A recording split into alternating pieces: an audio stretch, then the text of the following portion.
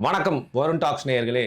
தொடர்ந்து இரண்டாவது முறையா பார்த்தீங்கன்னா, நம்ம வருண் டாக்ஸ்ல இணைந்திருக்கிறாரு. நம்ம ராவணா வலையில தொடர்ந்து நம்ம புதன்கிழமை அந்த சேனல் நம்ம பேசிட்டு இருப்போம். ஆனா, ஆஃப் டாபிக் சொல்லுவாங்க இல்லையா? எப்பவுமே பார்த்தாலும் அந்த ஒரு தலைப்பின் கீழ நெறைய விஷயங்கள் புரிஞ்சுக்கிறது இருக்கும். அந்த மாதிரி நெறைய சந்தேகங்கள் ஐயா கிட்ட இருக்கு அப்படிங்கிறனால, ஏகலைவன் ஐயா கிட்ட வாரம், வாரம் நான் ஒரு தலைப்பின் மூலியமா கேள்விகள் கேட்கலாம்னு இருக்கேன். அந்த வகையில இன்னைக்கு அவர முதல்ல வரவேத்துறலாம். ஐயா வணக்கம், வணக்கம். வணக்கம் தம்பி. இந்த வணக்கம். ஜெனரல் டாபிக்ன்னு சொல்லுவாங்கயா. அந்த மாரி எனக்கு நெறைய சந்தேகம் இருக்கும். ம், குறிப்பா தமிழ் தேசியம் குறித்த சில சந்தேகங்கள் அப்படிங்கிறது பார்த்தீங்கன்னா, ம், இன்னைக்கு நான் கேட்க போறது முழுக்க முழுக்க ஒரு நபரை குறித்து தான். ஸோ நீங்க ஒரு அப்சர்வேஷன் ஒண்ணு பண்ணியிருப்பீங்க இல்லையா? ம், ம், ஏன்னா நீங்க தனிப்பட்ட முறையில் நெறைய வாட்டி அவர இன்டர்வியூ எடுத்திருக்கீங்க. அது மட்டும் இல்லாம தூரத்துல இருந்தும் பார்த்திருக்கீங்க. பாராட்டி பேசியிருக்கீங்க. விமர்சிக்கவும் செஞ்சிருக்கீங்க. அந்த வகையில ஒரு தலைவனுக்கு உண்டான ஒரு கேரக்டரிஸ்டிக்ஸ் அப்படின்னு சொல்லுவாங்க. அந்த தலைவனுக்கு உண்டான கேரக்டர், அந்த பெர்சனாலிட்டி. அப்படி ஒரு லீடரா ஒரு டைரக்டர் இல்ல ஒரு தனிப்பட்ட நபர், நண்பர்கள்லாம் தள்ளி வச்சுட்டு, ஒரு லீடரா சீமான் அவர்களுடைய குவாலிட்டீஸ், அந்த குவாலிட்டிலாம் ஸ்டார்ட்டிங்ல இருந்தே இருந்ததா? இல்ல காலத்தின் ஓட்டத்துல அவர் வளர்த்துக்கிட்டாரா? அப்படிங்கிற மாரி உங்ககிட்ட கேட்கணும்னு தோணுச்சுயா. நான் கவனிச்சது அவர் 2007, 8ல அதுக்கு முன்னாடி தெரியும்.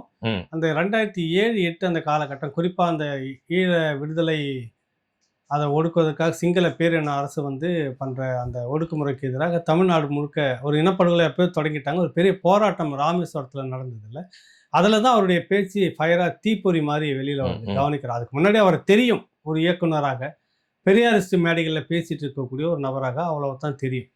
அன்னைக்கு எல்லாருமே 2009 வரைக்கும் எல்லாருமே பெரியாரிஸ்ட்டுகளாவும், திமுகவை ஏற்றுக்கொள்ளக்கூடியவர்களாம் தான் இருந்தாங்க. அதுக்கு பிறகு தான் அவர கவனிக்க ஆரம்பிக்கிறப்ப, அவர்கிட்ட ஏற்கனவே அந்த குணாதிசயம், அந்த போர் குணம்ன்றது, அந்த ம், கோபம் ம். இப்ப என்ன பேசுறாரு மேடையில, 2008 ராமேஸ்வரம் நிகழ்ச்சியில நடக்கும்போது பேசுறாரு. அதில தான் அன்னைக்கு கருணாநிதி அரசு அவர கைது பண்ணுது. நீங்க முதல்ல எப்பயா அவர நேர்ல சந்திச்சு நான் பேசுனது? 2009 அந்த இனப்படுகொலை அந்த ராமேஸ்வரம் கைதுக்கு பிறகு ஒரு நேர்காணல் குமுதம் வெப் டிவிக்காக நேர்ல சந்திக்கிறேன். அதுக்கு நீங்க முன்னாடி அப்ப குமுதம்ல இருக்கீங்க. ஆமா. நேரா போய் சந்திக்கிறேன். பேசும்போது தான், இப்ப என்ன சாயல்ல பேசுறாரு, அந்த கோபம், அந்த அந்த ம், அது ம். அதெல்லாம் அப்படியே அன்னைக்கு அப்படியே இருக்கு. நான் சொல்றது 2009ல அந்த இப்ப காலகட்டம். கொஞ்சம் கூட குறையலையாயா அதுல இப்போ? ஒண்ணுமே குறையல. அதே வேகம், அதே அதே சீற்றம், அதே பாய்ச்சல், அதே இது. அப்புறம் ஏதாவது ஒண்ணு துடுக்கா சொல்லிடுறது வார்த்தையில. இது ம், எல்லாமே ம், அன்னைக்கு அப்படியே இருந்தது. ம். அப்பதான் மொத பேசிட்டு இருக்கிறோம். உடனே இன அழிப்பு நடக்குது. இன அழிப்பு நடக்கிறப்ப அவர் வீட்ல எல்லாருமே, ஒரு பத்திரிக்கையாளரா நானும் போய் பார்க்குறேன். அவருக்கு தெரிஞ்ச தகவல் சோர்ஸ்ல அன்னைக்கு தலைவர் இருக்கிறாரா? இல்லையா? தப்பிச்சிட்டாரா? நான் சொல்றது அந்த 2009 மே 18, 19, 20, 21 அந்த காலகட்டத்தில ம், ம். தொடர்ச்சியா அவர்ட்ட பேசிட்டு இருப்போம். அப்புறம் அப்படியே நட்புல தான் இருந்துட்டு இருக்கிறாரு. ஒரு டைம் 10ன்னு நினைக்கிறேன் அந்த தொடக்கத்தில இதுக்காக ஒரு பெரிய மீட்டிங் ஒண்ணு ஏற்பாடு பண்ணியிருந்தாங்க நமக்கு. அப்ப அதியமான் தான் மாவட்ட ம், செயலாளர் ம். அந்த பகுதிக்கு. தோழர் அதியமான் இப்ப இருக்கிறார்ல. அவரு ராமேஸ்வரத்துல. இங்க இங்க நம்ம இங்க. அதியமான்னு சொல்லிட்டு நம்ம தோழர். சரிங்க. அவரு அதியமான் கந்தசாமி பேரு. அவர் ஒரு நிகழ்ச்சி நடத்துறப்ப அதில தான் காங்கிரஸ் கட்சி சார்பா இருந்த வேலுசாமி அவர்களும் பேசுறாரு. ம், ம். அவரு அடி பின்றாத பேச்சு பார்த்தா நெருப்பு மாரி இருக்குது. காங்கிரஸையும் விமர்சிக்கிறாரு. இனப்படுகொலை என்பது இது ஏற்க முடியாத ஒண்ணு அப்படின்றத பத்தி. அதுக்கு அடுத்தது இவரு பேசும்போது தான் அதே டெம்போல இவரு ஏறுன உடனே, ம். மீனவன எங்க அடிச்சோம், அவன் மாணவன திருப்பி அடிப்பேன்னு தான் சொன்னாரு. ஓ! அப்பதான் அது முதல்ல. அப்ப நாங்க மேடையில நின்னுட்டு இருக்கிறோம். நான் அப்பவே எனக்கு ஏதோ சம்திங் ராங் அப்படின்னு தோணுது மனசுல. ம், ம். அப்புறம் முடிஞ்ச உடனே, ஐயா எங்க போறீங்க அப்படின்னா, நான் அலுவலகம் தான் போகணும்னு குமுதம் ஆஃபீஸ்ல இறக்கி விட்டுட்டு, அவரு அப்படியே போறாரு நேரா. நான் இறங்கி படி ஏறி மேல போயிட்டு இருக்கிறப்ப எனக்கு ஒரு ஃபோன் வருது. ம். நாங்க அப்ப நெறைய சோர்ஸ் வச்சிருப்போம். அ எல்லா துறைகள்லுமே இருக்கும். அப்ப போலீஸ்ல இருக்க இன்டெலிஜென்ட் டீம்ல இருந்து ஒருத்தரு, உங்க நண்பர் மேல எஃப்ஐஆர் போட்டாங்க. ம், ம், ம். எஃப்ஐஆரே போட்டாங்களா? எஃப்ஐஆர் முடிஞ்சிருச்சுன்னா, அப்புறம் அடுத்து நெக்ஸ்ட் அரெஸ்ட் தானே. நான் படி ஏறி ஆஃபீஸுக்குள்ள போறதுக்குள்ள ஃபோன் பண்றேன். எங்க இருக்கீங்கன்னா, அப்பதான் என் வீட்டுக்குள்ள நுழையிறேன் அப்படின்னாரு. என்ன இல்ல எஃப்ஐஆர் போட்டாங்க, அரெஸ்ட் இருக்கும். ம், உடனே ம். கைதுன்னு. என்னய்யா வீட்டுக்குள்ள நுழையல, அதுக்குள்ள என்னய்யா அது நீங்க அதான் நடந்துச்சு, எனக்கு வந்த தகவல் உங்களுக்கு சொல்றேன். அது பின்னாடி எப்ப சொல்றேன்னா, பெரியவர் தடா சந்திரசேகர் அவருடைய தடை மறைவு ஒட்டி சட்டத்தார். அவருக்கு அந்த நினைவு நிகழ்ச்சி நடத்தும்போது தான் இந்த விஷயத்த சொல்றாரு. இப்படி ஒண்ணு நடந்தது. மொத ஏகலைவன் ஐயா தான் அந்த வார்த்தைய சொன்னாரு. உடனே எனக்கு சட்ட வழி நடைமுறைகள்லாம் என்னென்ன பண்ணிட்டு, அப்புறம் தான் வெள்ளூர் சிறையில போய் அவர் இருந்தது. வெளியில வந்துட்டு பொதுவா சிறைச்சாலைக்குள்ள போய் நாங்க பார்த்தோம். நானும் திருச்சி வேலுசாமி காங்கிரஸ் கட்சி அவரு. அப்ப இந்த காலத்துல அவரு ஈழத்தமிழர் ஆதரவு நிலைப்பாட்டுல இன்னைக்கும் உறுதியா இருக்கிறவரு. சீமானை போய் பார்க்கணும்னு போறப்ப வெள்ளூர் சிறைக்கு போகும்போது தான் இந்த அங்க இருக்கக்கூடிய 6 பேர்ன்னு நினைக்கிறேன். 5 பேர். இராப்போ ரவிச்சந்திரன் தவிர மத்த 6 பேரும் அங்க தான் இருக்காங்க. நளினி பெண்கள் சிறையில, ம், ம். மத்தவங்கலாம் ஆண்கள் சிறையில. எல்லாரையும் கூட்டி வச்சுக்கிட்டு என்கிட்ட அறிமுகப்படுத்துறாரு. ம்.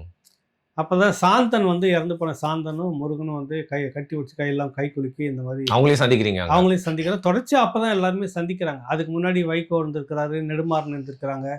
ஒரு நாளும் வந்து இவர்கள் தான் அப்படின்னு அவங்க சந்திக்க போனவங்கிட்ட இப்படி கூப்பிட்டு அவரு சீமானை எப்ப யார் பார்க்க போனாலும் இவங்க கூடவே நிறுத்தி வச்சுப்பாரு. இவங்க தான் அப்பதான் எல்லாருக்கும் தெரிய ஆரம்பிக்குது. பிறகு வெளியில வந்த உடனே எழுவரின் விடுதலை எழுவர் விடுதலையே இனத்தின் விடுதலைன்னு ஒரு முழக்கம் வைக்கிறாரு. சும்மா அப்படியே பேசிட்டு போகல. ஊரா போய் நிகழ்ச்சி நடத்தினார். அதை ஒரு கட்டத்துல வந்து தூக்கு உறுதியாகுது அப்படின்னு தெரிஞ்ச உடனே அதுக்கு அந்த வழக்கு சம்மந்தமா இருக்குது. நிறைய போராட்டம் நடந்துட்டு இருக்கிறப்ப இதே அற்புதமாவே குமுதம் வெப் டிவில நான் கூப்பிட்டு பேட்டி எடுக்கிறப்ப முடிச்சுட்டு எழுந்து கடைசியா முடிக்கிறப்ப, அப்பா சாமி நான் போகாத சேனல் இல்லை, பார்க்காத இது இல்லை, எல்லாமே இதை வந்து இருட்டடிப்பு பண்றாங்க. நீங்க எடுத்து இதை போட்டிருக்கீங்க, நல்லா இருக்கணும்னு சொல்லிட்டு சீமானுடைய பங்களிப்பு இதுல ரொம்ப ரொம்ப அதிகம். பரவலா எல்லாத்துக்கும் போய் சேர்ந்ததுன்னு ஒரு வார்த்தை பதிவு பண்ணியிருப்பாங்க அதுலயே. அந்த அளவுக்கு அந்த வேகம் அதெல்லாம் நிறைய இருக்குது. சில குணாதிசயங்கள்லாம் வந்து நீங்க சொன்னா ரொம்ப ரொம்ப ஆச்சரியப்படுவீங்க. ம். வியப்பான இந்த யானைக்கு தான் அப்படியான ஞாபக சக்தி. ஒரு ஆளை பார்த்துட்டா திரும்ப ரொம்ப காலம் ஆமா, ஞாபகம் மறக்காது இருக்கும். ஒரு சொல்லுவாங்க. சம்பவத்தை மறக்காதுல்ல. அந்த இது அவர்கிட்ட நிறைய இருக்கு. இது நீங்க எப்பவுமே ஆனா நீங்க சொல்லிட்டே இருப்பீங்க. ஒரு காணொளியிலயும் சீமானல் குறித்து பேசுறப்ப ஞாபக சக்திய திருப்பி சொல்லிட்டே இருப்பீங்க. அது அந்த அளவுக்கு அது என்னன்னா ஒரே ஒரு உதாரணம் மட்டும் ஆ. சொல்லிடுறேன். வரைவு அது கூட நான் இது வரைக்கும் வெளியில நான் அந்த மாதிரி பொதுவா அந்த கட்சிக்கு எதனா ஒண்ணு செய்றாங்க, போறாங்கன்னா, நான் ம். செய்தேன். அப்புறம் அவர் கூட இருந்து ஃபோட்டோ எடுத்து போட்டுட்டு, நான் கூட இருக்கிறேன், நான் ஃபோட்டோ எடுத்துட்டு அப்படி நான் இன்ன வரைக்கும் அந்த மாதிரி பண்ணவே மாட்டேன். பண்றதும் இல்ல. நிறைய புகைப்படங்கள் இருக்குது. நாங்க பேசுனது, உட்கார்ந்தது. ஒண்ணு கூட நான் வெளியில பகிர மாட்டேன். அது சொல்லிக்க வேண்டிய அவசியம் இல்ல. எனக்கு ஒரு பத்திரிக்கையாளர், என் முகம் எனக்கு அடையாளம், அது போதும் அவ்வளவுதான். கட்சியினுடைய வரைவு வந்து அதே போல அவர் மேடையில சொன்ன பிற்பாடு தான் இப்ப உங்ககிட்ட சொல்றேன். அந்த வரைவுக்கு முழுக்க நானு, மருத்துவர் களஞ்சியம் சிவகுமார், வடிவமைப்பாளர் செந்தில்குமார், அதுக்கு இவரு 4 பேர் தான். அதுக்கு முன்னாடி ஒரு குழு போட்டிருந்தாரு. அது ம். கொஞ்சம் ம். இழுத்துட்டு போகுதுன்னு தனிப்பட்ட முறையில மாடியில உட்காந்து 4 மாசம் உட்காந்து முழுக்க பண்ணி முடிக்கிறோம் அத அவருக்கு.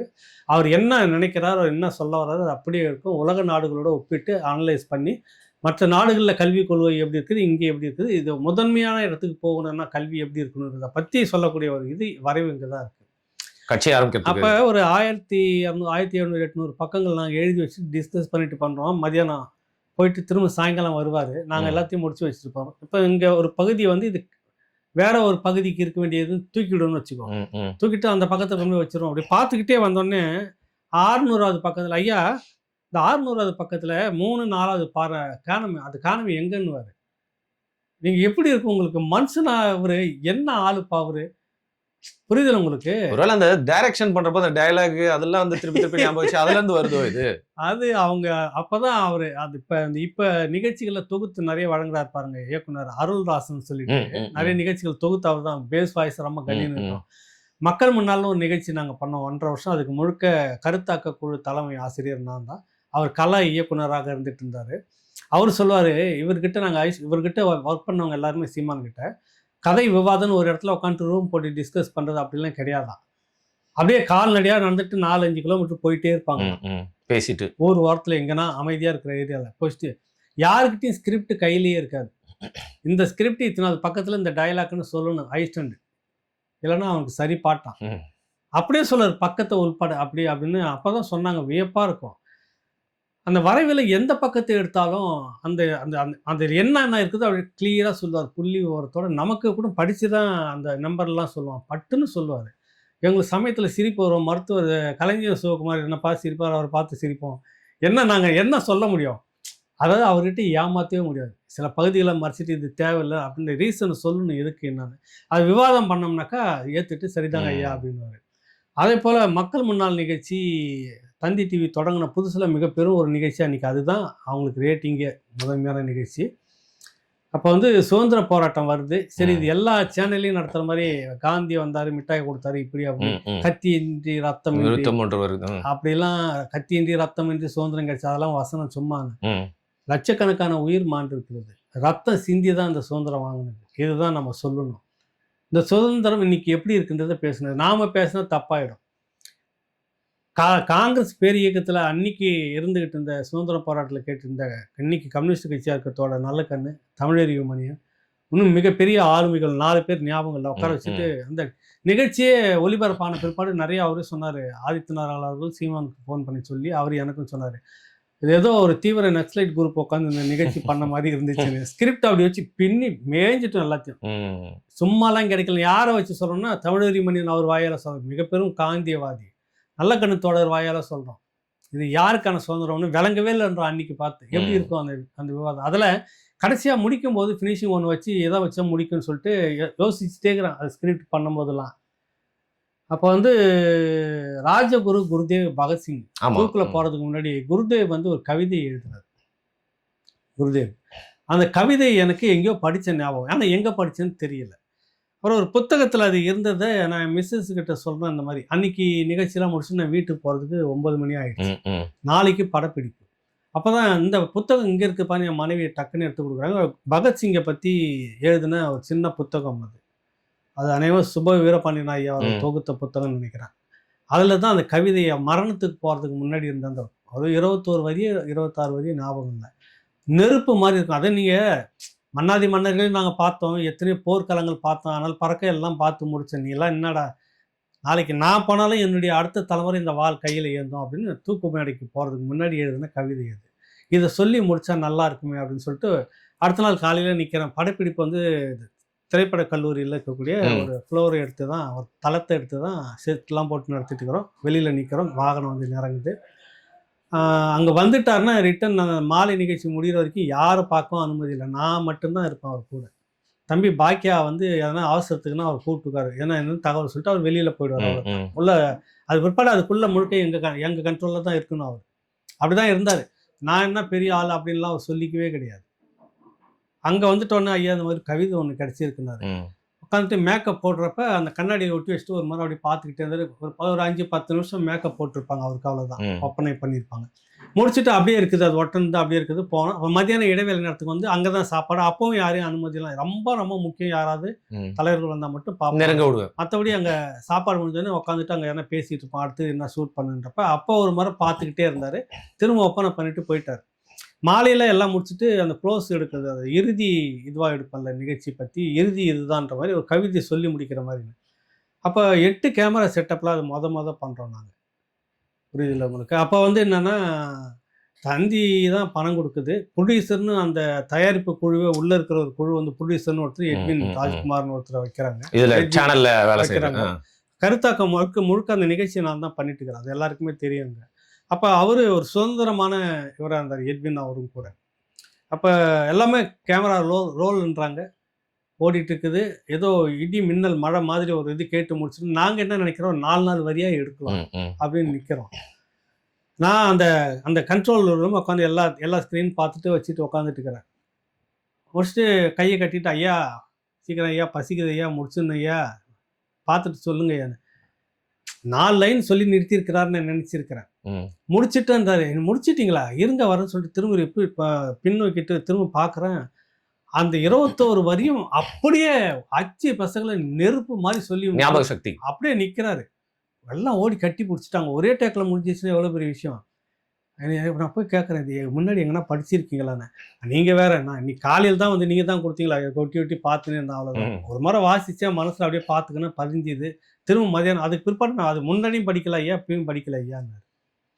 அப்போ அவருடைய ஞாபக சக்தி என்றது, அந்த சக்தி எவ்வளோ இருக்குன்றதை பாருங்க. உங்களுக்கு அது ஒரு தலைவருக்கு ரொம்ப முக்கியம் தான். ரொம்ப ரொம்ப ஒரு கருணாநிதி அவர்கள் குறித்து சொல்லும் போது கூட இதை வந்து அவருக்கு அந்த மாதிரி இருக்குது. ஆட்களை வந்து அதே குணம் அவர்கிட்ட இருக்குது. ஆட்களை நீங்க ஒரு முறை பார்த்துட்டாருன்னா அப்புறம் என்னன்னு கூப்பிட்டு பேசுவார்.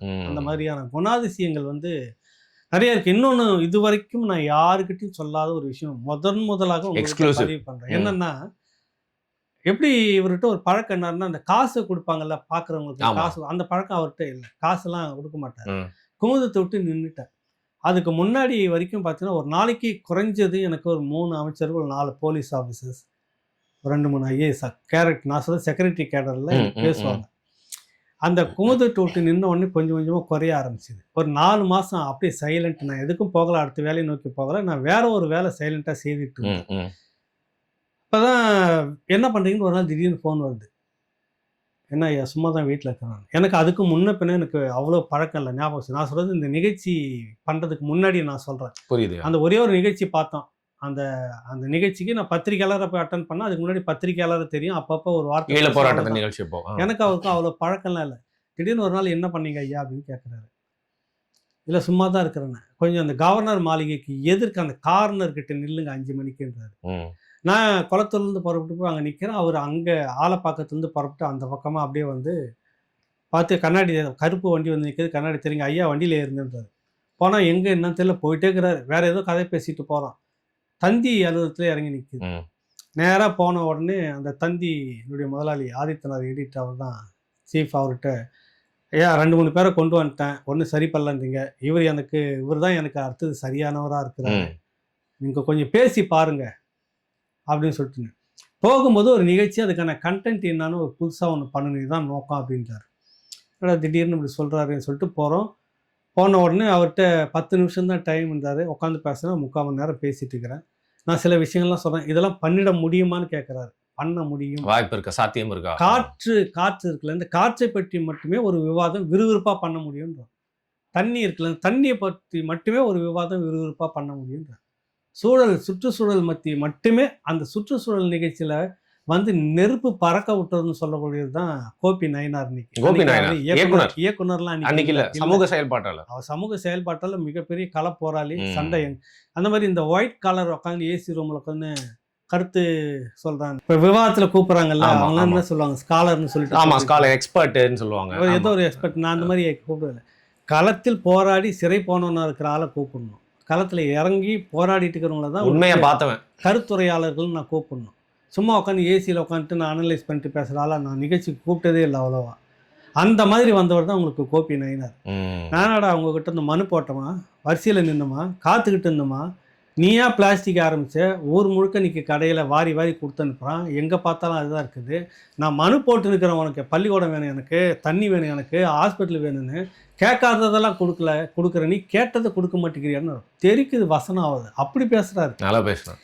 அந்த மாதிரி நிகழ்ச்சியெல்லாம் சொல்லும்போது தான் அவர் பண்ண முடியுமான்றார். அப்படி பண்ணுறோம். 1.5 வருஷம் அந்த நிகழ்ச்சியை பண்ணுறேன். எனக்கு மாதம் ஒரு கணிசமான தொகை. அதுக்கு அன்றைக்கி ரொம்ப கஷ்டத்தில் இருந்தேன், நல்லா கவனிக்கணும். பெரிய அளவில் கஷ்டம் இருந்த, குமுதத்தில் இருந்த அத்தனை வருஷம் இருந்து வந்த காசு எல்லாமே வந்தோடனே ஒரு இடம் வாங்கி போட்டோம். நாளைக்கு நமக்கு அது ஒரு இதுவாக இருக்குமே அப்படின்றது. அப்புறம் அது பிற்பாடு பெரிய ஒரு கஷ்டத்தில் இருக்கிறதே யார்ட்டையும் சொல்லிக்கல, எவ்வளோ பேர் தெரியும். நான் வந்து அமைதியாக இருக்கிறேன். அந்த நேரத்தில் 3 குரல் எனக்காக, அதில் முக்கியமான ஒரு குரல்ன்றது பாதியோடு நின்றுச்சு. மதிப்புக்குரிய தமிழறிவு மணியர் வேறு கருத்து. அவர் வந்து என் மேலே நிறைய பாசம், என்னையும் வேறு சேனலில் தூக்கிட்டு போய் உட்கார வைக்கணும், என்னை அழைச்சிட்டு போன முயற்சி பண்ணவர். ஆனால் எங்கே நான் ரஜினி கிட்ட வரும்போது விமர்சனம் நான் கடுமையாக பேசிட்ட உடனே அதுலேருந்து கோபப்பட்டுன்னு விட்டுட்டார். புரியுது. அதை விட எல்லாத்துலேயும் முதன்மையாக நான் பார்க்குறது இன்றைக்கும் திருச்சி வேலுசாமி. அந்த கஷ்டமான காலகட்டத்தில் காலையில் எனக்கு வர முதல் எழுப்புற குரல் அவருடைய குரல் தான். இரவு கிட்டத்தட்ட 9 மணிக்கு மேலே மறக்காமல் தினசரி பேசிக்கிட்டு இருப்பார். அன்றைக்கி தொடங்கினது இன்ன வரைக்கும். அப்படி ஒரு மனிதர். என்னன்னா, கஷ்டத்தில் இருக்கும்போது தான் ஒரு மனிதன்கிட்ட பேசணும் ஏகலைவன். தொடர்ச்சியாக பேசிக்கிட்டு இருப்பார். அவர் கூட நான் நிறைய பயணம் பண்ணிக்கிட்டு இருப்பேன். அதனால தான் நிறைய வரலாற்று தகவல் நான் பேச காரணமே அவர் தான், திருச்சி வேலுசாமி. அதுக்கு அடுத்தது பார்க்க போனால் சீமான். யார் முன்ன பின்னாலும் அவ்வளோ பழக்கம். திடீர்னு வந்தார், கோட்டு மணி வந்தார், ஒரு வேலை. 1.5 வருஷம் நிகழ்ச்சி, 1.5 வருஷம் நல்ல சம்பளம் எனக்கு வந்துகிட்டு இருந்தது. நல்லா இருந்த வசதியாக அடுத்தடுத்த ஒரு கட்டத்துக்கு வந்தேன் நான். அதுபோல் இந்த ராவணாவை தொடங்கணும்னு ஒரு பிளான் பண்ணது. முதல்ல நீங்கள் தொடங்குங்கன்னு அவர். எந்த வருஷம் இது நிகழ்ச்சி நடத்துனது இல்லை, ராவணாவை தொடங்கணும்னு நீங்கள் முடிவு பண்ணது? தொடங்குனது வந்து 5 வருஷத்துக்கு முன்னாடிங்க. ஆனால் நான் நடத்தலை, ஒழுங்குல ஒரு செல்ஃபோனில் பேசி வச்சுட்டு போட்டுட்டு இருப்பேன். வாரத்தில் ஒரு நாள் மற்ற வேலைகளை பார்த்துட்டு. புரியுது. இப்போ உட்காந்து செய்யணும்னு சொல்லி பண்ணதே 2 வருஷம்தான். அதனால் அது விளம்பரம்லாம் கொடுக்க மாட்டேன், அது ஆர்கானிக்காக வரணும்னு அப்படியே விட்டுட்டேன். இப்போ திடீர்னு பார்த்தீங்கன்னா ஒரு சேனலில் மொத்தமே 42 வீடியோ தான் போட்டிருக்காங்க. 1.5 மாதம் தான் ஆகுது ஆரம்பித்து. 4 லட்சம் சப்ஸ்கிரைபரு. காசு கொடுத்து வாங்கி ஒரு வீடியோவே வந்து 1.5 லட்சம் பேர் பார்க்குறேன். எப்படி பார்த்துருக்கோம், ப்ரொமோட் பண்ணுறாங்க காசு கொடுத்து. இல்லை, அதான் சொல்கிறேன். நான் இத்தனை வருஷமாக வச்சுட்டு இருக்கிறேன், 4000 வீடியோ போட்டிருக்கிறேன், எனக்கு ஒன்றும் ஆர்கானிக்காக வந்துட்டுருக்குது. அப்போ இந்த விஷயத்தெலாம் இது தொடங்கணும்னு சொன்ன உடனே முதல் வாழ்த்து நான் சொல்கிறேன் வாங்கய்யா அப்படின்னு அவர் தான் கொடுக்குறாரு வாழ்த்து. காணொலி சொன்னது மட்டும் இல்லாமல், காணொலி சொன்னது மட்டும் இல்லாமல், பேட்டி கொடுத்தது மட்டும் இல்லாமல், பாரதி ராஜா இயக்குனர் அவர்களோடு சொல்லி ஐயா எனக்கு ரொம்ப வேண்டப்பட்டவர் தான். அவருக்கு எனக்கு தெரியும், நான் பேட்டிலாம் எடுத்திருக்கிறேன், எனக்கு தெரியும். வர சொல்லுங்கன்னு அவரும் ஒரு வாழ்த்து. இந்த ராவணாவை பட்டன் தட்டி தொடக்கி வச்சது இயக்குனர் பாரதி ராஜா தான். வாழ்த்து சொன்னதில் முதன்மை இடத்துல இவர், திருச்சி வேலுசாமி இவங்கெல்லாம் இருந்திருக்காங்க. தொடர் வீரபாண்டியன் கம்யூனிஸ்ட் கட்சி இவங்கெல்லாம் வாழ்த்தி எனக்கு அந்த ராவணாவுக்காக அது ஒரு முதல் காட்சி போட்டதில்ல. அது அந்த மாதிரி எல்லாத்துலேயும் ஒரு பக்கபலமாக தான் வந்துகிட்டே இருக்கிறார். நான் தான் அவர் அடிக்கடி சீண்டி சண்டை வாங்கிறது இந்த விமர்சனன்ற பேரில். அவராக தான் இருந்துட்டு இருக்கிறார். அதே நட்பு என்ன பேசினாலும் சரி, ஒரு நேரத்தில் கடுமையாலாம் பேசியிருக்கிறார். ஒரு 2-3 வாரத்துக்கு பிறகு என்ன ஐயா திரும்ப அதே தான் விட்டுருவார். அதை விட்டுருவார். அது வேற விடுங்க, உங்களுக்கு விமர்சிக்கிற உரிமை இருக்குது, நீங்கள் விமர்சிக்கிறீங்க. அப்புறம் யாராவது ஒருத்தர் கேட்டு தானே ஆகும். உங்கள் வேலையும் அப்படி அது ஒன்று. அதுக்காக முகம் சுளிக்கிறது அப்படி இப்படின்னு முக்கியமான கட்டத்தில் எனக்கு கூட துணையாக இருந்திருக்கிறார். அதை மறக்கவே முடியாது. ஒரு மிக பெரும் இது. இந்த மீனை பிடிச்சி கொடுத்துட்டே இருக்காத ஒருத்தனுக்கு மீன் பிடிக்க கற்றுக் கொடுத்துருனால அந்த 2வது இடத்துல தான் எனக்கு அவர் நிற்கிறாரு. எனக்கு அந்த அன்னைக்கு அது இல்லைன்னா அந்த ஒரு பெரிய துண்டிப்பு வந்திருக்கும். பிறகு நான் வந்திருக்கலாம், ஒரு பெரிய இடைவெளி இருந்திருக்கும். அடுத்த உடனே 4 மாதத்தில் அதை நான் அப்போ நண்பர்கள்லாம் நிறைய பேர் நான் விழுந்துட்டுன்ற மாதிரி நினச்சினேன். பிரேக்கப் அவ்வளோதான் முடிஞ்சு போச்சு இந்த மீடியாவுக்கோ இருக்கும் அப்படின்னு. அப்போ தான் நான் சைலண்ட்டாக சத்தம் இல்லாமல் திருச்சி வேலுசாமி அவர்களுடைய தூக்கு கயிற்றில் நிஜம், ராஜீவ் படுகொலை தூக்கு கயிற்றில் நிஜம்னு ஒரு புக்கு எழுதி சடனாக விளம்பரம் வருது. ஒரு பெரிய அதிர்வலை அது. அதுக்கு முதலாக வந்த உடனே இந்த நிகழ்ச்சி அவர்கிட்ட மட்டும்தான் நான் பேசணும். ஒரு புத்தகம் எழுதிட்டு இருக்கிறேன் திருச்சி வேலுசாமி அவர்கள். ஐயா விட்டுறாதீங்க, ரொம்ப நல்ல புக்குன்னு. ஒன்றுல அவர் பக்கபலமாக உடனே அன்னைக்கு முதல் நாள் தான் வேற எதனா ஒரு விஷயம் போச்சுன்னு கசாமச்சான்னு சண்டை வந்திருக்கும், விமர்சனத்தில் பேசியிருப்பாங்க. நடக்காத மாதிரி அப்படி அது என்னென்ன கருத்தை தான் பார்ப்பாரு சீமா. கருத்து நபர்கள் அவன் உண்மையாக இருக்கிறானா இல்லையா. அவர் முதுகில் குத்துற ஆளாக இருந்தால் என்ன பண்ண முடியும்? நான் அவர்கிட்ட போய் முதுகில் குத்தணும் எனக்கு அவசியம் இல்லை. அவர் இப்போ நல்லதெல்லாம் எனக்கு செய்திருக்கிறான்னு சொல்லி காட்டியிருக்கிறேன். சில விஷயங்கள் ஒரு மாதிரி போகுதுன்றப்ப அதை நான் கடுமையாக விமர்சனம் பண்ணிக்கிறேன். எனக்கு மற்றவனை விட இல்லை உங்கள்கிட்ட தான் பெரிய வம்பாக இருக்குது எனக்குன்னுவார். பேசிடுவேன் சமயத்தில். அப்போ இந்த மாதிரி குணாதிசயங்கள்லாம் இருக்கக்கூடிய மனிதராக மீன் பிடிக்க கற்றுக் கொடுப்ப ஒரு இதாக அவர் தான் இன்றைக்கி தம்பிங்களுக்கெல்லாம் அதுதான். நீங்களே யூடியூப் தொடங்குங்க. நிறைய பேர் இன்றைக்கி தமிழ் தேசிய தளத்தில் அப்படி பேசுங்க. என்னன்னா நீங்களே ஆயுதமாக மாறுங்க, நீங்கள் தொடங்க. நாம தான் அடுத்த சேனலை நம்பியில். இன்றைக்கி பார்த்தீங்கன்னா தமிழ் தேசிய தளத்தில் சுபவீரபாண்டியன் அவர்களே ஒரு டைம் வயிறு எரிஞ்சு சொல்கிறாங்க, உங்களுக்கு தமிழ் தேசியத்தில் இத்தனை பேர் வீடியோ வச்சுட்டு போடுறாங்க, திராவிடத்தில் அப்படி எங்கே இருக்குன்னு அது நீங்கள் உண்மைதான். அவங்களுக்கு கம்மி தான், அவங்களுக்கு கம்மி தான் இல்லை இருக்கிறாங்க. அவங்கக்கிட்ட மிகப்பெரிய சேனல் ஆனால் இந்த அளவுக்கு வீரியம் மிக்கவங்க யூடியூப்ல பேசுகிறாங்க. தம்பிகளே அந்த எல்லாமே சின்ன சின்ன பிள்ளைங்க தானே. அவருக்கு அத்தனை பேருக்கும் ஆர்வம் கொடுத்து நீயே ஆயுதமாக மாறுறா, நீயே பேசி போடுற ஆரம்பிடா அப்படின்னு என்கரேஜ் பண்ணுறது, அதெல்லாம் பண்ணுறது நிறைய இருக்குது. அது அதனால் ஒரு சில விஷயங்கள் இருக்குது. இப்போ எனக்கெல்லாம் நிறைய பார்த்தீங்கன்னா அது முத்தி இறந்ததுக்கு ஐயா ஸ்டாலினை போய் பார்த்துட்டு எனக்கு உடன்பாடு, எனக்கு பிடிக்கவே இல்லை. அது ஆமாம் நீங்கள் சொல்லியிருந்தீங்க வருத்தம். அது எனக்கு பிடிக்கல. அது அவர்கிட்டே தான். அதுக்கு அவருக்கு ஒரு அரசியல் இருக்குது. அரசியலுக்குன்னு வந்துட்டால் சில விஷயங்கள் அவர் விட்டு கொடுத்து தான் போகணுன்னுவாங்களா. அதுக்கு தான் அரசியல் காம்ப்ரமைஸ்குள்ளே தான், சமரசங்களுக்குள்ளாக தான் அரசியல் அப்படின்னு சொல்லுவாங்க பொதுவாகவே. அதுக்கு இல்லை சிக்காமல் இன்ன வரைக்கும் அந்த நோக்கம் ஒன்று சொன்னார்ல, இனத்தின் விடுதலையே 70 விடுதலையே இனத்தின் விடுதலைன்னாரு. அடுத்தது உங்களுக்கு அந்த இனப்பிரச்சனை இருக்குல்ல, தமிழ் இன பிரச்சனைன்னு இருக்குல்ல, அதுலேருந்து மாறல. அன்றைக்கி 2010 என்ன பேசுகிறாரோ இன்றைக்கி இது ஆயிடுச்சு 15 வருஷம் 16 வருஷம் இன்றைக்கி அதை தான் பேசிகிட்டு இருக்கிறார். அதில் என்ன மாறி இருந்தாருன்னா நம்ம கடுமையாக விமர்சிக்கலாம். இது அந்த போகிற போக்கில் சில விஷயங்கள் அவங்க இவருடைய தந்தையாருக்கு சொல்லியிருந்தார். இப்போ முத்துக்கு ஏன் அந்த குடும்பத்தை போய் பார்க்கல அப்படின்னாக்கா, அந்த குடும்பத்தை முழுக்க டேக் ஓவர் பண்ணி கவனித்து முத்து உள்பட ஆட்களை வச்சு பராமரிச்சுக்கிட்டு இருந்தது ஸ்டாலின் அவர்கள் தான். ஓ அப்படிதான். ஆமாம், அதனால தான் அங்கே போய் பார்த்து பேசுகிறாரு. இப்போ அது நிறைய பேருக்கு விலைக்கு நிற்க முடியாது. அது ஒரு முறை பார்த்தோம் முடிஞ்சிச்சு, பேசுகிறவங்க பேசுறது. நீ அடுத்தது நோக்கம் என்ன, அங்கே பாங்க நம்ம என்ன செய்யணும், அதை விட்டு ஊரில் பேசுகிறோம் 1000 பேசிட்டு இருக்க நீ விட்டு அதுக்கெலாம் பதில் சொல்லிட்டு உட்காந்துட்டு இருக்க முடியும். ஒரே வார்த்தை விட்டால் தான் வரும். அவங்க தம்பிக்கிட்ட அடிக்கடி அதுதான் சொல்லுவார். ட்ராவல் பண்ணுறது ரொம்ப ரொம்ப கஷ்டம் அவர் கூட. அதாவது இல்லை ஒரு வேலை இது சும்மா இப்படி கேட்குற இதை வச்சுட்டு என்னென்னு முடிச்சிட்டிங்களாண்ணா, இல்லையா அது இந்த டேட்டா ஒன்றும் கிடைக்கல, இந்த தகவல் ஒன்றும் இல்லை, அதை விசாரிச்சு இப்படி நீங்கள் சொல்லிகிட்டே இருந்தீங்கன்னு வச்சுக்கோ, சரி எவ்வளோ அதை விட்டு முடிச்சு தூக்கி போட்டுருவார். அவ்வளோதான். இந்த இல்லை முடியல பார்க்கலாம் தேடிட்டு இருக்கிறேன் காரணங்கள் அடுக்கிறது பிடிக்கவே பிடிக்காது. செய்யணும் செய்து முடிச்சிடணும், அவ்வளோதான். நான் அவர் கூட ஏன்னா 2 வருஷம் ஒரு நிகழ்ச்சி பண்ணியிருக்கேன். தொடர்ந்து 4 மாதங்களுக்கு கூடவே இந்த காலையில் 7 மணிக்கு போனோன்னா நைட்டு 7-8 மணி ஆகிடும் வீட்டுக்கு வர்றது. மாடியில் யாருமே இல்லை. அவங்க மிஸ்ஸஸ்னா தங்கச்சின்னு சொல்லுவாங்க. அதுதான் மதியம் சாப்பாடு கொடுக்குறது, 4 மணிக்கு டீ எதனா கொடுக்குறது எங்கள் 4 பேருக்கு அவங்க தான். மற்றபடி அவர் கூட பேசிக்கிட்டே இருப்போம். சில விஷயங்கள் கூட பழகினவங்க வெளியில் போகிறாங்கன்னா அது வேறு வேறு காரணங்களுக்காக இருக்கு. அதில் விமர்சனங்கள் வைக்கலாம் போகலாம். அது அவங்க தனிப்பட்ட 2 பேர் விட. அதுக்கு நான் இன்ன வரைக்கும் நான் பதில் நான் சொன்னது கிடையாது. எனக்கு அதுவும் இல்லை. அவரை பொறுத்த வரைக்கும் என்னென்னா இந்த முடியல பின்வாங்கிறது பார்க்கலாம் அப்படின்னு சொல்கிறப்ப வெறுப்பு வந்துடும் டக்குன்னு. விட்டுரு சரி விடு அடுத்தது ஒரு திட்டு கொடுத்து அந்த வேலையை வாங்கிடுவேன். புரியுது. காத்துட்டு இருக்கக்கூடாது எந்த இதுவும் அப்படின்னு சொல்லிட்டு நிறைய விஷயங்கள் அவர்கிட்ட நம்ம எடுத்துக்கலாம். இப்போ கோவம் அப்படிங்கிறது வந்து பார்த்தீங்கன்னா அவருக்கு ஒரு கோவ சுபாவம் இருக்குன்னு சொல்லிட்டு எல்லாருக்குமே நெருங்காதவங்களுக்கு கூட வந்து தெரியும். அப்படி இருக்கிறப்போ ஒரு தலைவர் அப்படின்னு இருக்கிறவங்களுக்கு கோவம் எந்த அளவுக்கு முக்கியம், இல்லை கோவமே ஒரு தலைமை பண்பு எந்த அளவுக்கு வந்து அழிக்கிறதுக்கான வாய்ப்பும் இருக்கும்? அது எந்த பேலன்ஸ்ல வந்து சீமான் அவர்களோட கோவத்தை எப்படி பாக்குறீங்க? வந்து ஒரு விஷயங்கள் அது முடியல இயலன்னு வச்சு தேக்கின்னு இருக்காது, தேக்கிக்கிட்டே இருக்காது. இல்ல இந்த விஷயம் மட்டும் இல்லையா, பொதுவாகவே அவருடைய கோவம் ஏன் வருதுன்னா இந்த மாதிரி விஷயங்களுக்கு தான் வருது. அடுத்தது கோபம் வந்து திட்டுனாலும் கூட அடுத்து ஒரு அதிகமாக போனால் 1 நாள் 2 நாளுக்கு பிறகு பார்த்தீங்கன்னா அந்த திட்டுவாங்க. இப்போ பாக்கியராசன் தம்பி கூடவே இருக்கிறார், அவருக்கு மெய் பாதுகாப்பாளர்ன்ற மாதிரி சொல்கிறாங்கல்ல, அவரை எனக்கு தெரிஞ்சு பல முறை திட்டுவார். ஆனால் அடுத்த நிமிஷமே அது வந்து காரணங்களுக்காக தான். அப்புறம் பார்த்தா என்னடா எதிரான அப்படி தான் 2 பேரும் உட்காந்து பேசுவேன். எல்லாருக்குமே கூட அவங்க கட்சி ஆட்கள் முழுக்க நிறைய பேர் திட்டுவாங்கன்ற பார்த்துருக்கேன். ஆனால் என்னவோ ஒரு தெரியல இன்ன வரைக்கும் என்ன ஒரு வார்த்தை கூட சொன்னதில்லை, ஐயான்ற ஒரு வார்த்தையை கூட சொன்னதில்லை. அந்த மதிப்பை வச்சுருக்கிறார், நானும் அப்படியே தான் வச்சிட்ருக்கிறேன். அந்த ஒரு வார்த்தையை தவிர எந்த வார்த்தையும் சொல்ல மாட்டேன். இருக்கிறதுல ஒரு மிகப்பெரும் நற்குணங்கள்லாம் நான் எத்தனையோ தலைவர்கள் கூட படிக்குவேன், நிறைய பேர் கூட பழகியிருக்கிறேன். இன்றைக்கி மிக பெரும் ஆளுமைகள் அப்படின்னு காட்டிக்கிறவங்களாம் சர்வசாதாரணமாக இந்த மாதிரி ஒத்த சிங்கிள் ரூமில் உட்காந்துக்கிட்டு என் கூட விவாதம் பண்ணிவிட்டு நாள் கணக்காக நைட்டெல்லாம் உட்காந்து பேசிக்கிட்டு எங்களுக்கு சேனல் பேப்பரில் எங்கள் பேர் வரல தோழர், கட்சி பேர் வரல, இப்படிலாம் பேசின எத்தனையோ விவாதம் பண்ண தோழர்கள்லாம் பார்த்துருக்குறேன். இன்றைக்கி மிக பெரும் அளவில் வளர்ந்துருக்குறாங்க. அவங்க நிலையெல்லாம் அன்றைக்கி ஒரு மாதிரி இன்றைக்கி ஒரு மாதிரிலாம் நிறைய சந்தர்ப்பத்துக்கு ஏற்ற மாதிரிலாம் பார்த்துருக்குறாங்க. எனக்கு இந்த ஆட்சி 15 வருஷம் அன்றைக்கி என்ன எப்படி பார்த்தாரோ ஏகலைவன் அதே தான் நிற்கும். புரியுதுல உங்களுக்கு? அதுதான் அவர்கிட்ட இருக்கக்கூடிய சிறப்பு குணாதிசயம். கசப்பு என்பது ஒரு பக்கம், கோபம் என்பது ஒரு பக்கம். பட்டு நீங்கள் எனக்கு சரியானவனா பட்டினா கூட வச்சுட்டு ட்ராவல் பண்ணிக்கிட்டே இருப்பார்.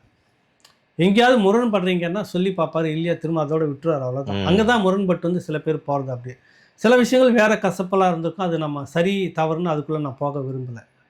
கோபம் வந்து கடுமையான கோபம் வந்துடும். அதுக்கு நேர்மாறாக பார்த்தா அதுக்கு அந்த பாசம் அப்படியே இருக்கும். ஒன்றா உட்காந்துட்டு ஒரு இலையை போட்டு கூட்டாக உட்காந்து சாப்பிட்டுட்டு பேசிகிட்டு இருக்கிறது, இந்த இதுக்கு உபசரிப்பு ரொம்ப இருக்கும். ஒரு டைம் இன்னும் பெரிய காமெடி எதுவும் இது வரைக்கும் சொல்லாத விஷயம் தான், நிறைய எக்ஸ்க்ளூசிவ் வெளில வருது. ஒரு நாள் வந்து நான் அவர் வீட்டுக்கு வர சொல்கிறாரு, நான் போயிட்டேன். நான் போனது தாமதம், 2 வீலர் எடுத்துன்னு போகணும். போய் இறங்குற நேரத்துக்கு வண்டியில் உட்காந்து ஏறிட்டார். ஏறிட்டேன். அங்கேருந்து புறப்பட்டு நேராக YMCA மைதானத்துக்கு வருது நந்தனம். அவர் உடற்பயிற்சி விடாமல் செய்கிறவர் தெரியும் எனக்கு. இது என்ன கூப்பிட்டுக்கிறார், நம்ம போயிட்டு வரணும்னு உட்காந்துட்டு ஐயா எது செய்யுங்கன்னு ஒன்று ஒன்றா இழுத்துட்டு, அப்புறம் அந்த பெரிய கயிறு இவ்வளோ சைஸ் கயிறு இருக்கலாம் தூக்கிட்டு இப்படி அடிக்கிறார். இதெல்லாம் அப்படி தூக்குது அவருக்கு மசில்ஸ்லாம். என்ன செய்யுங்கன்றாரு. நான் 2-3 செய்கிற மூச்சு வாங்குது. அப்புறம் எழுந்து அவர் பேசிக்கிட்டே வேகமாக ஓடிக்கிட்டே பேசிட்டு இருக்காரு. பார்த்துட்டேன், உங்கள் பேரில் கொலைப்பழி உள்ள போகுது, நீங்கள் கொலை கேஸில் உள்ளே போக போகிறீங்க இப்படியே சொல்லிட்டேன்.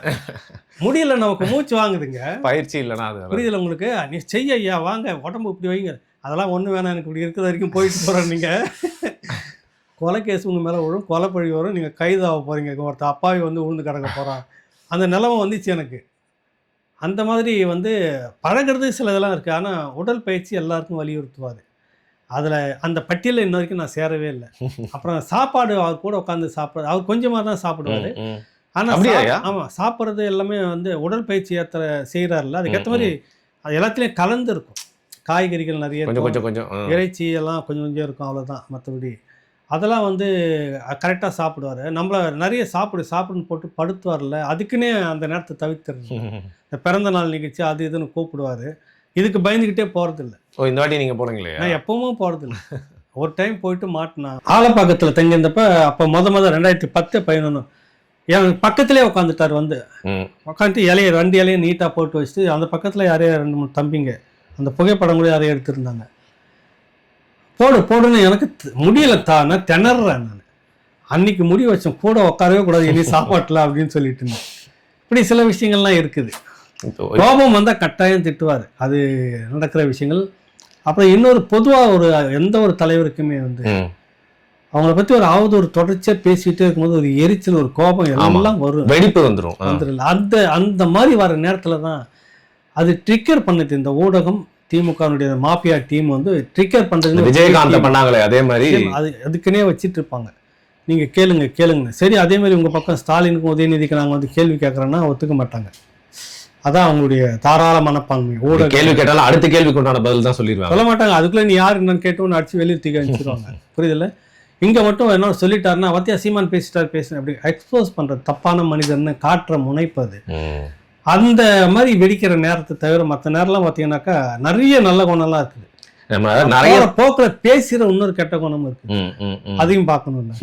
டக்குன்னு வந்துரு சில வார்த்தை வந்தது யாரோ ஒருத்தன்ட்டு, அவன் நேற்று வரைக்கும் நல்லா தான் இருப்பானுங்க, திடீர்னு ரெக்கார்ட் பண்ணி வெளியில போடுவான். அவனே புரியுதுங்க, எல்லாம் கூட இருக்கிற ஆளுங்க தானே, அப்படிதான் அதெல்லாம் வெளில வருது. அந்த மாதிரி பேசணும். அது அப்புறம் ஒரு கட்டத்தில் மனக்காசு வரப்ப இப்படி பேசினாருன்னு போட்டோடனே அவர் திட்டுறதுலாம் வருதுன்னு சிலது வந்து போலியாலாம் வந்துருக்கு. இவங்களே தயாரிச்சு யாரோ ஒரு கும்பல் தயாரிச்சு ஏகலைவனா திட்டுற மாதிரி வரும், வர்ண திட்டுற மாதிரி வரும், கெட்ட வார்த்தையில் திட்டுற மாதிரி வரும். அந்த மாதிரிலாம் வந்திருக்கு, பார்த்துருக்கோம். இது மாதிரி பொய்யாவும் வந்திருக்குது. ஆனால் அவருக்கு பேசுவார், அதெல்லாம் பேசாமலாம் இருக்க மாட்டார்ல, கடுமையாக பேசிடுவார்.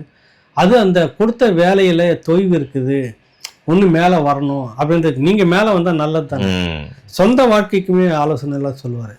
அப்புறம் இந்த மனக்கசப்பில் சில பேர் பிரிஞ்சு போகிறப்ப அந்த கூப்பிட்டு பேசணும் போகணும் குறிப்பிட்ட அதுக்கு முன்னாடி வாய்ப்பு கொடுக்குறாரு போல இருக்கு. எனக்கு நான் அவ்வளோ உள்ள நுழைய மாட்டேன். அந்த மாதிரி நான் கட்சி விஷயத்துக்குள்ள இன்ன வரைக்கும் என்ன மட்டும் அதுக்குள்ள நான் தலையிட்டதே இல்லை. ஒரு நாள் காலையில் வேற ஒரு விடயத்துக்கு வர சொல்கிறாரு. நான் காலையில் ஒரு 7-8 மணிக்கெலாம் போகிறேன். கல்லூரி பேராசிரியர்கள்லாம் உட்காந்து சந்திச்சுட்டு இருக்கிறாங்க. நான் ஒருத்தனை பார்த்துட்டு எப்படா வந்தா அப்படின்றேன். இப்போதான் வந்தேன் அப்படின்னு சொல்லிடுறான் தலையில். முனைவர் என்ன அதெல்லாம் பார்க்கறதுக்காக வந்துக்கிறேன். வந்த வீட்டுக்கு வர வேண்டியதானடா அப்படின்றான். இல்லை அதை பார்த்துட்டு அப்புறம் வரலான்னு இருக்கிறேன். சரின்னு இப்படி பார்க்குறா அப்படின்னு பார்க்குறாரு. என்ன அண்ணா அப்படின்றான். சொந்த அண்ணன் தான், நாம எங்கள் பெரியவர், எனக்கு அவர் தான் மூத்தவர்னு. இவர் என்ன பார்க்குறாரு, தம்பி அண்ணா. ஆமாம், சொல்லவே இல்லை, கட்சிக்குள்ள இப்போதான் அந்த ஆர்கனைஸ் பண்ணிட்டு இருக்கிறாரு பேராசிரியர் கூட. இதையே நான் சொல்லணுன்றேன்.